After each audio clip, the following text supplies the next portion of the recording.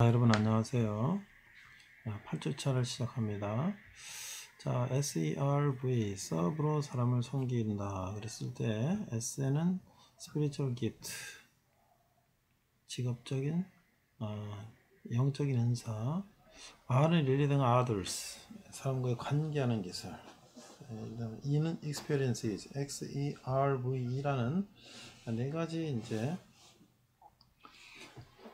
5가지 개념을 얘기했죠. 그래서 오늘은 이제 나머지 2개, vocational skill하고 enthusiasm에 대해 얘기하겠습니다. 우리 책에 보면은 vocation이라는 말도 직업이란 말이고요. enthusiasm은 직업이란 말인데, vocation이라는 말은 라틴어 vocare에서 나왔다. vocare는 부르심이다. 부르심, calling이다. 그래서 그 커리어라는 것은 경력, 능력 이런 뜻인데, 이거는 이제 그리스어에서 나온 말이지만 자기가 원해서 하는 거. 그러나 보컬의 콜링이라는 말은 하나님이 나를 이 직업을 부르셨다, 이런 의미가 있어서 서양 사람들은 카펜터, 내가 몫으로 하나님이 나를 부르셨다, 이 직업에 대해서 내가 소명을 가지고 일을 한다. 또 슈메이커, 구두 수선, 구두를 만든 사람은 이걸 내 소명으로 삼고 있다. 윌러, 방앗간, 이걸 내가 소명을 갖고 있다. 그래서 그들은 직업에 귀천이 없이 자기 직업에 최선을 다하는 것이죠. 그래서 그런 논리를 이제 막스 베버의 프로테스탄티즘 윤리와 자본주의 정신에서 찾을 수가 있어요. 그래서 막스 베버는 제가 영상을 통해서 한번 우리가 공부해 볼 텐데, 유대인입니다. 카톨릭 배경에서 태어난 사람인데, 이 사람은 이제 이 막스 베버는 근대 자본주의 기원을 근대 산업혁명과 계몽주의, 합리주의가 아니라 영국과 미국의 청교도 전쟁에서 찾았어요. 근대 노동윤리와 물질 성공에 대한 지향성은 시장의 관심과 사업에 대한 기민한 감각, 그리고 기대혁신이 아니라 16세기 영국과 미국에서 활동하였던 칼뱅 장로교입니다. 감리교, 요한 웨슬레, 침례교 등의 개신교가 진행했던 윤리에서 나왔다. 그래서 우리가 직업이라는 것을 내가 좋아서 하는 것도 있지만 직업에 대한 의미가 어떤가를 한번 우리가 생각해 볼 수가 있는 것이죠. 그래서 내가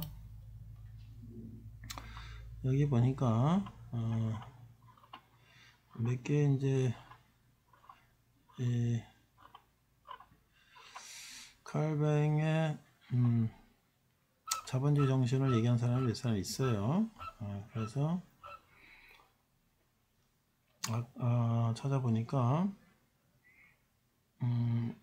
이 영상이 상당히 좀 우리한테 시사점이 있어서 우리를 청교도라고도 부릅니다. 칼뱅의 기독교 사상에는 크게 3가지 교리가 있는데, 첫 번째는 절대주권, 신이 전적으로 인간사와 우주를 다스리고 결정한다는 것.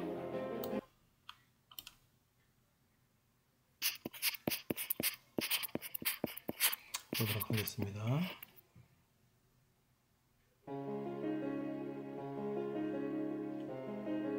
이 책은 자본주의의 정신적 뿌리와 작동 방법을 밝히고 있습니다.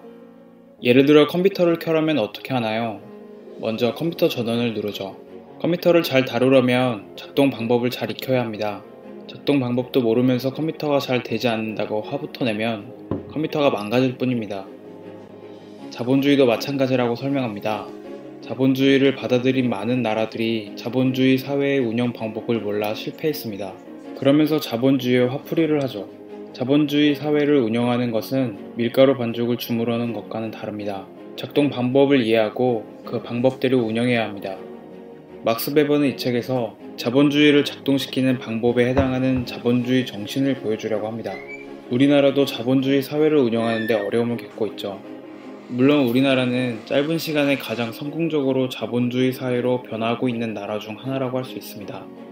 그러나 우리나라는 아직 자본주의 사회를 운영할 수 있는 자본주의의 정신을 확립하지 못하고 있습니다. 많은 학자와 지식인들이 한국의 자본주의를 천민자본주의라고 비판하는 것도 이 때문입니다. 천민자본주의는 수단과 방법을 가리지 않고 무작정 부를 쌓으려는 태도를 말합니다. 그리고 막스 베버가 유대인들이 고리대금업으로 부를 쌓는 방식을 가리켜 한 말이기도 합니다. 자본주의란 돈이 최고인 거라고 생각하기 쉽습니다. 물론 자본주의는 궁극적으로 돈을 뜻합니다. 하지만 자본주의는 단순히 돈을 최고로 여기는 것이 아니라 돈을 생산적인 방식으로 사용하는 걸 가장 소중히 여기는 걸 말합니다. 혹시 마르크스를 알고 계시나요? 자본주의를 널리 퍼뜨리는 데 기여한 사람입니다. 독일 사람으로 막스 베버보다는 50년 정도 먼저 태어났죠. 학자들은 이 둘을 쌍벽으로 부릅니다. 막스 베버가 이 책을 쓴 이유는 마르크스의 주장을 비판하고 보완하기 위해서입니다. 그래서 마르크스가 생각한 자본주의를 간단히 살펴볼 필요가 있습니다. 마르크스는 자본주의가 사유재산을 기초로 하기 때문에 유산자와 무산자가 서로 다툴 수밖에 없다고 했습니다. 유산자는 돈이 많은 사람으로 부르주아라고 부르고 무산자는 돈이 없는 사람으로 프롤레타리아라고 부릅니다. 유산자는 재산을 불리기 위해 돈을 투자해 생산수단을 마련합니다. 생산수단은 공장, 기계설비, 원료 등과 같이 상품을 만들어내는 데 필요한 수단을 말합니다.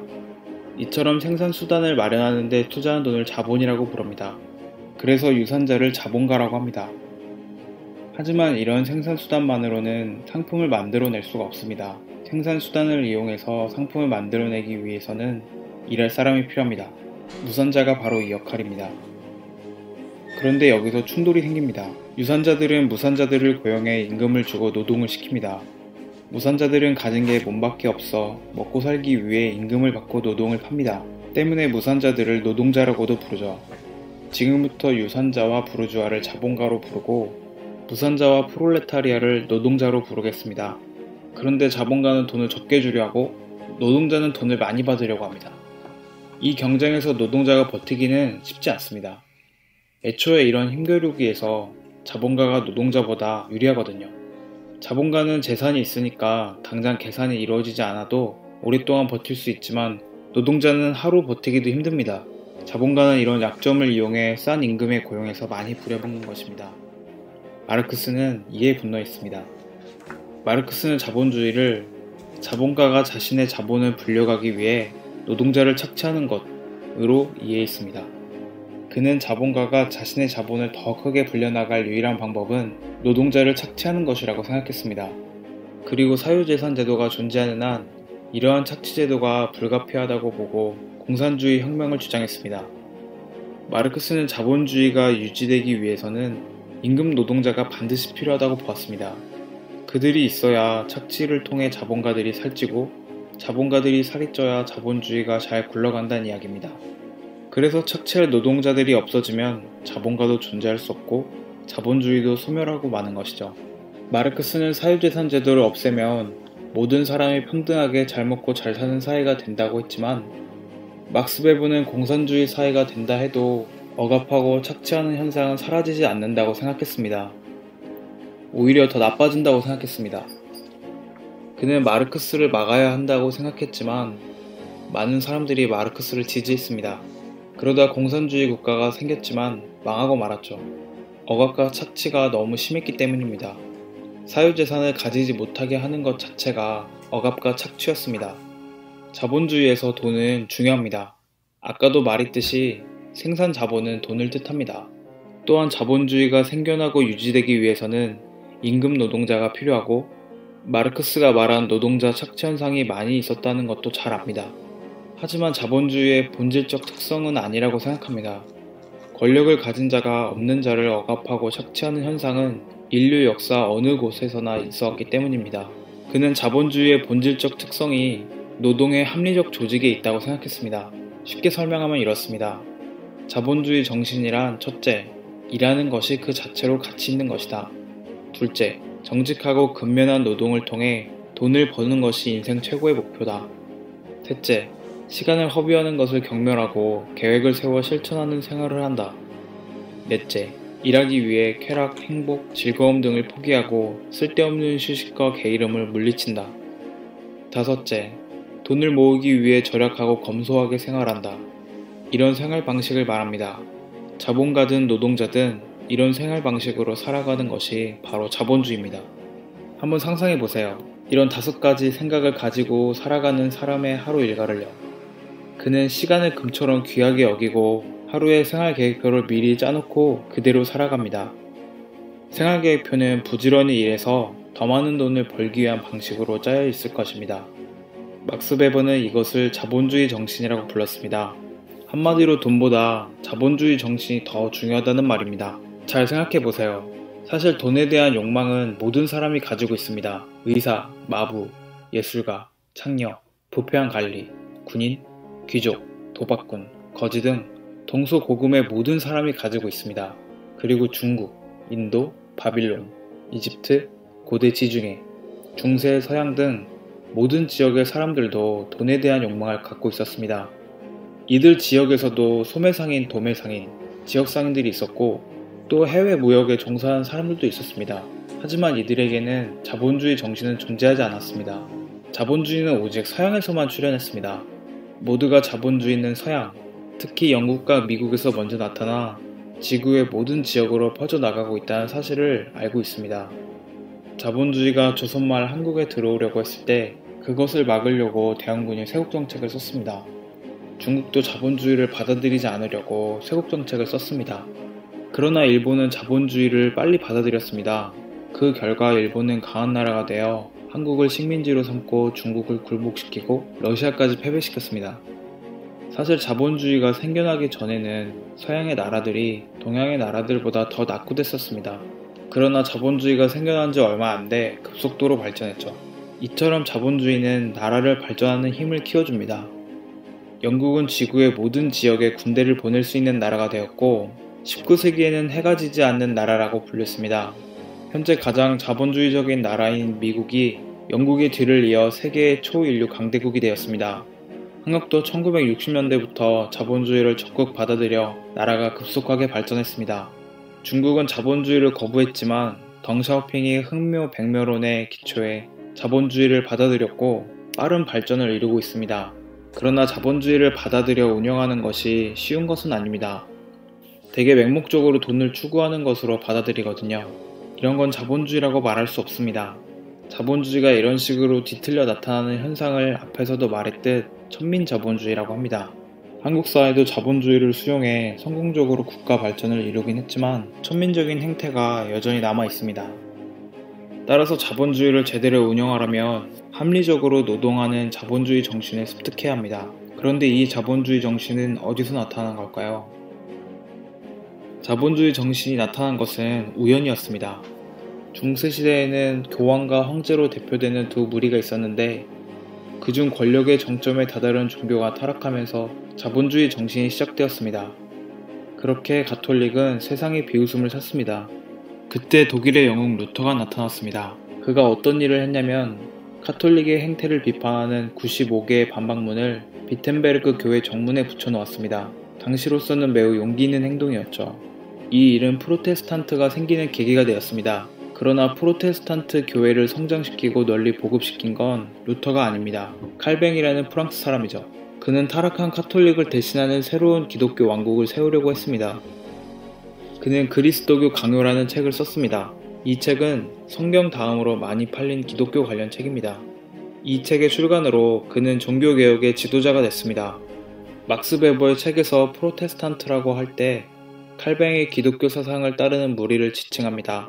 칼뱅의 사상은 영국과 미국에 아주 큰 영향을 끼쳤는데요. 이 무리를 청교도라고도 부릅니다.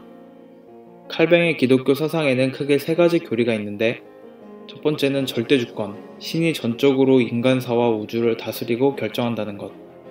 운명예정, 신은 처음부터 영원한 생명과 영원한 죽음을 정해놓았다는 것. 세 번째는 신의 영광, 인간은 신의 영광을 증대시키기 위해 살아간다는 것입니다. 운명예정 교리는 서양에서 개인주의가 출현하는데 더 결정적인 영향을 끼쳤습니다. 더치페이라고 하는 말도 이 교리에 영향을 받은 것이라고 할 수 있습니다. 프로테스탄트를 모르고서는 서양을 이해할 수 없을 정도입니다. 운명이 정해져 있다는 칼뱅의 교리에 의해 서구 사람들의 생각이 바뀌고 칼뱅의 의도와는 전혀 관계없이 뜻밖의 결과를 가져왔습니다. 전혀 생각지도 않게 자본주의 정신을 만들어낸 것입니다. 앞서 말했듯 우연이란 것이죠. 프로테스탄트를 받아들이는 나라는 되게 부유합니다. 대표적인 나라로 미국이 있죠. 미국은 프로테스탄트를 받아들인 청교도를 조상으로 뒀습니다. 지도를 보면 더 쉽게 알 수 있습니다. 마르크스는 자본주의가 영국에서 일어난 약탈에서 시작되었다고 보았습니다. 인클로저라고 부르는 이 사건은 양들이 사람을 먹어치운다 는 말이 나올 정도로 무시무시한 약탈이 행해졌습니다. 당시 유럽에서는 양털로 옷감을 만드는 산업이 번창했는데 이 모직 산업 때문에 양털 가격이 많이 올랐습니다. 그랬더니 돈에 욕심이 난 지주들이 땅에서 농민들을 쫓아내고 울타리를 쳐서 양을 기르기 시작했습니다. 그게 원인이 되어 무산자가 생겼고 그들이 돈을 벌기 위해 도시로 몰려나가 임금 노동자가 됐습니다. 이로써 자본가가 노동자를 착취할 수 있는 여건이 마련되어 자본주의가 생겨났다는 것입니다. 하지만 막스 베버는 조금 다르게 생각했습니다. 사람에게 육체와 영혼이 있듯 물질적인 이유만으로 자본주의가 나타난 것을 설명할 수 없다고 생각했죠. 자본주의가 나타나기 위해서는 정신적인 요소가 꼭 필요했습니다. 그는 그것을 칼뱅의 교리에서 찾아냈고 이 책에서 3가지 교리가 자본주의 정신과 어떻게 연관이 있는지 자세히 밝히고 있습니다.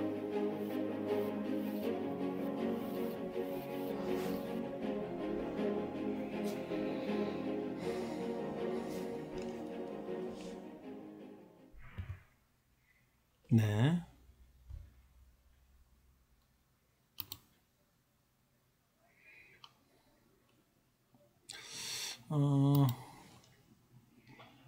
잘 봤어요, 여러분들?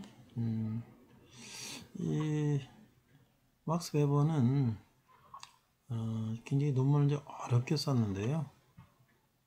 그렇지만 우리가 한번 그 내용들을 한번 살펴보면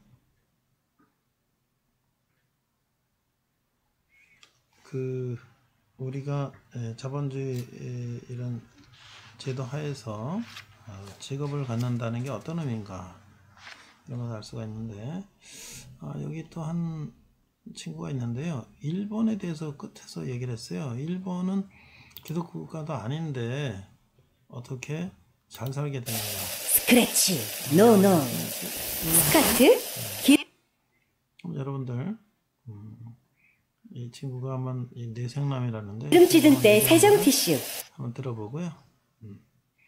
일본은 그럼 왜 기독교가 아닌데 잘 살게 됐을까? 조금만 더 알려드리도록 하겠습니다. 비판론이 있어요. 아니 자본주의랑 종교랑 무슨 상관이냐. 사업하면서 종교 윤리에 기대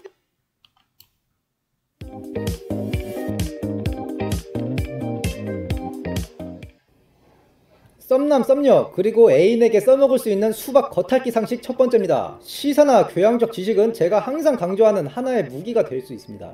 여기서 무기는 매력을 뜻해요. 이 수박 겉핥기 상식 시리즈로 그냥 제 영상을 한 번만 봐도 어느 정도 얘기할 수 있게, 그러니까 쉽게 구성을 해볼 예정입니다. 구독하시면 도움 되겠죠. 단 한 가지 주의하실 점은 프로테스탄티즘 윤리와 자본주의 정신에 보면 말이지 이렇게 먼저 얘기를 해버리시면 허세남 등급. 다만 어쩌다 이런 류의 소재가 대화에 나왔을 때 한두 마디라도 할 수 있다면 여러분의 매력이 쭉 올라갈 겁니다. 한두 마디 명심하세요. 너무 자세하게 얘기하면 설명충 등판입니다. 한두 마디를 위해 앞으로 올려드릴 제 영상들 그냥 들어놓기만 하시면 됩니다. 먼저 프로테스탄티즘 윤리와 자본주의 정신이라는 책은 베버라는 학자가 쓴 책입니다. 사실 막스의 유물론, 자본론 이런 거 얘기할 수 있으면 더 유식해 보일 수 있는데 막스 얘기를 하면은 상대방에 따라서 이렇게 볼 수가 있어요. 또 정치 세계 편견이 좀 있어서. 그런데 베버는 괜찮습니다. 프로테스탄티즘 윤리와 자본주의 정신, 이 책을 리뷰해놓은 영상이나 자료를 좀 봤는데 이 책을 읽은 사람에게도 심지어 전공자가 보기에도 어렵게 설명을 해놨어요. 제가 진짜 쉽게 설명드립니다.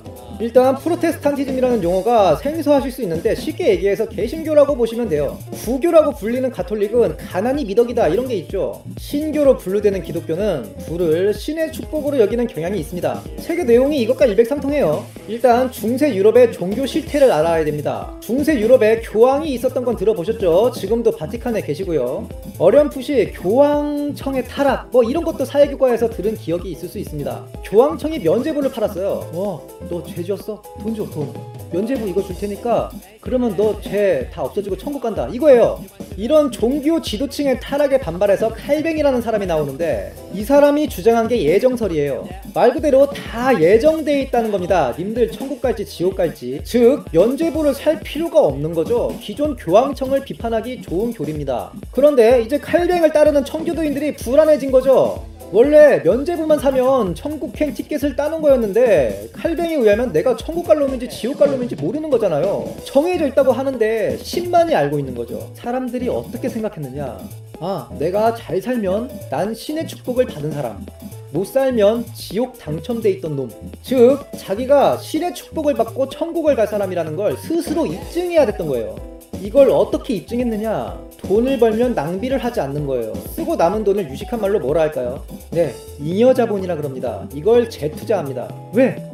더 잘 살기 위해. 그래서 내가 신의 축복을 받은 사람임을 입증하기 위해. 지금 생각해보면 좀 불합리적일 수 있는데 정신승리하는 거죠. 이런 잉여자본들이 재투자의 재투자, 즉 자본의 확대 재생산이라고 합니다. 자본의 재투자 그리고 확대 재생산, 자본주의 정신과 일맥상통하죠. 이러한 프로테스탄티즘의 윤리가 자본주의의 출현에 기여를 했다. 이게 베버의 주장이에요. 여기까지만 아시면 돼요. 남녀 가십거리 대화에서 이 이상 나올 일이 없죠. 그런데 혹시 모르니까 여러분들의 썸남 썸녀가 전공자일 수도 있고 교양이 조금 더 높을 수 있으니까 조금만 더 알려드리도록 하겠습니다. 비판론이 있어요. 아니 자본주의랑 종교랑 무슨 상관이냐, 사업하면서 종교 윤리에 기대 사업하는 사람들 봤냐, 이런 논리인데 베버가 얘기한 건 프로테스탄티즘 윤리가 자본주의에 미친 영향을 굳이 비유를 하자면 산파역을 했다고 보는 거예요. 산파는 애 낳을 때 옆에서 애 받아주는 사람을 뜻합니다. 즉 직접 낳진 않았지만 도움은 줬다, 이 정도. 이걸 유식한 말로 인과관계는 성립하지 않지만 상관관계는 있다라고 표현을 합니다. 사실 그렇다 하더라도 저는 개인적으로는 베버의 주장에 동의하지 않는 쪽입니다. 판례들이 꽤 존재하기 때문이죠. 개신교 복음률이 현저하게 낮고 강력한 왕권 중심으로 이뤄진 일본의 산업화라든가 구교인 가톨릭 국가 중에서도 당시 산업화에 성공한 사례들도 많아요. 벨기에 같은. 오히려 금융의 발달과 신용거래의 출현이 산파 역할을 했다고 보는 게 합리적이라 생각합니다. 그리고 인류의 역사를 보면 잉여 생산물을 축적하고 여건이 된다면 재투자하여 재산을 불리는 건 종교를 떠나 호모사피엔스가 가진 종특이라고 봐야 합니다. 이건 국가의 탄생 과정에서도 관찰할 수 있는데 그럼 얘기가 너무 길어지니까 그 전에는 경제가 정치에 종속돼 있고 인구 대부분이 농노, 소작농 신세라 여건이 안 됐던 거고 금융이 발전하고 신용거래가 이루어지면서 자본의 확대 재생산이 잘 이루어지게 되었다라고 보는 게 더 합리적이지 않을까 생각합니다. 이건 제 개인적인 생각이에요. 조금 길어졌는데요. 한 번만 들어놓으시면 만약 이런 류의 대화가 나왔을 때 한두 마디 정도 받아쳐서 매력을 발산하실 수 있을 거라 생각이 됩니다. 다음 편도 기대해 주시고요. 오늘 여기까지 하겠습니다. 감사합니다.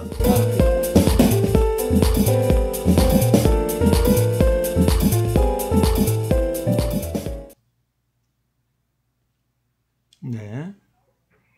마지막으로 이 내생남이 얘기한 거에서 일본은 어떻게 개선교 국가도 아닌데 발전했다. 벨기에는 이제 왕조 국가인데도 발전했다. 그런 얘기를 했잖아요. 그래서 금융 발전이 이 자본주의 발전에 기여했다. 물론 이제 그것도 맞는 얘기예요. 그런데 이제 특히 일본 같은 경우는 일본은 사실 이제 메이지 유신이라고 하죠. 명치 유신에서 서양의 문물을 받아들였어요. 물론 미국의 배가 와서 페리 제독이 강제적으로 개항을 하게 했는데 어쨌든 그로 인해서 서양 문물을 받아들였는데요. 근데 일본은 종교는 사실은 유교, 불교, 도교 그런 것에 이제 합해진 그런 또 천황을 믿는 그런 일본 고유의 이제 그런 종교가 있죠. 기독교는 아닙니다. 물론 일부 이제 적은 수의 기독교 신자가 있기는 합니다만은 그러나 이들은 이제 서양의 제도나 문물을 받아들일 때 사실 그걸 그대로 받아들였어요. 근데 그 서양의 독일이나 영국이나 이런 서양의 문물들, 미국이나 이런 것들은 사실은 기독교 기반에 되어 있는 어떤 그런 제도나 문화, 법률이겠죠. 그래서 그런 것들을 그대로 갖다가 그대로 쓰기 때문에 그들의 종교는 기독교가 아닐지라도 제도는 이제 저도 기독교의 산물인 그런 국가의 제도를 받아들였다. 이렇게 보면 또 연관이 전혀 없는 건 아니라고 볼 수가 있겠어요. 자, 그러면 이제 우리가 직업에 대한 얘기를 이제 하고 있는데요. 이 성경에서 보면 이런 직업이 많이 나와요. 모세는 뭐 하는 사람이었죠? 목자였습니다. 목자. 그런데 하나님이 이를 부르셨어요.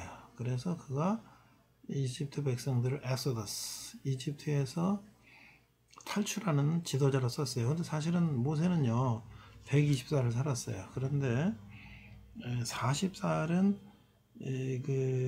바로 파라오 이집트 왕이 이스라엘 백성들이 너무 아기를 많이 낳고 막 거기에 이제 이스라엘 백성들이 와서 살기 시작했는데 인구가 너무 막 폭발적으로 늘어나니까 이 이스라엘의 아이를 낳으면 다 죽이라 그랬어요. 그런데 이제 그 모세의 엄마가 모세를 낳는데 죽일까봐 이 갈대 상자에다가 이렇게 역청을 발라서 물에 빠지지 않게 해가지고 떠나보냈는데 파라오 공주가 그걸 발견해서 자기 아들로 삼았죠. 40년 동안은 모세는 이집트의 왕자로 자랐습니다. 여러분들 이 이집트 왕자라 애니메이션도 봤죠? 그 40년은 모든 왕실에서 뭐 문학과 뭐 예술과 뭐 천문 지리 뭐 하여튼 뭐 무예 뭐 다 배웠어요. 자, 그랬는데 40살이 됐을 때 자기가 물론 어렸을 때 자기 갈대상자에 유대인의 그 상징인 모포를 넣어주고 그래서 자기가 유대인이라는 걸 알고요. 또 파라오 공주가 유모를 찾을 때 동생이 너희가 이제 엄마를 소개해서 엄마가 유모처럼 젖을 먹이고 길렀어요. 근데 이제 이 파라오 이집트 군인들이 이 유대인들을 이렇게 막 괴롭히고 막 학대하는 걸 보고 그걸 죽였어요. 그래서 왕자로서 도저히 이제 살인자가 돼갖고 도망을 쳤어요. 어디로? 광야로. 40년 동안 거기서 결혼하고 목동 생활했습니다. 그 왕자 40년, 광자 목동 40년, 80세가 됐을 때 하나님이 그를 부르셨어요. 그래서 네가 이집트 백성들을 다 데리고 내가 말한 가나안 땅, 적과 꿀이는 가나안 땅, 이스라엘이죠. 그걸로 데리고 가라. 자, 그러니까 이제 왕자로서의 40년 배운 모든 거, 광야에서 40년 배운 모든 것이 합쳐져서 그가 이스라엘 백성들을 데리고 40년 동안 광야를 거쳐서 가는 지도자가 됐다는 거예요. 그러니까 우리가 이제 이런 직업적인 것들이 얼마나 중요한가. 베드로는 어부였어요. 그래서 이제 물고기 잡는 어부였다가 예수님이 If you follow me, 네가 나를 따르면 I'll make you fisher of men. 너가 그동안은 고기를 낚는 어부였지만 이제부터는 사람을 낚는 어부가 되게 해주겠다. 사람을 하나님께로 인도하는 그런 전도자, 사도가 된 거죠. 자, 바울은요, 텐트 메이커다. 텐트 메이커라는 건 지금 말하면 장막을 만드는 건데 이게 말이죠. 그냥 뭐 조그만 그냥 텐트 요즘 같은 그런 걸 만드는 게 아니라요. 이 당시에는 별장 만드는 거예요. 별장. 돈을 굉장히 많이 벌었죠. 그래서 아버지가 그걸 굉장히 돈을 많이 벌었어요. 그래서 아버지가 로마의 시민권을 샀습니다. 그래서 아버지가 유대인인데 로마의 시민권자가 됐으니까 당연히 바울도 로마의 시민권자가 됐죠. 그가 예수 믿는 사람들을 박해하다가 나중에 이제 하나님 만나고 예수 믿는 사람을 죽이러 가다가 예수님 만나고 음성을 듣고 눈이 멀었다가 다시 눈을 띄워주게 하는 걸 경험하면서 예수님을 믿고 예수님 복음을 전하는 사람이 됐어요. 근데 그가 장막지기로 자기가 스스로 가는 데마다 돈을 벌고 또 그걸 가지고 이제 로마까지 이스라엘 떠나서 터키, 그리스, 로마까지 복음을 전했던 그런 사람이 됐던 거예요. 그러니까 우리가 이 직업적인 것들이 얼마나 이게 중요한가라는 것을 알 수가 있습니다. 다음 시간에 인사하겠습니다.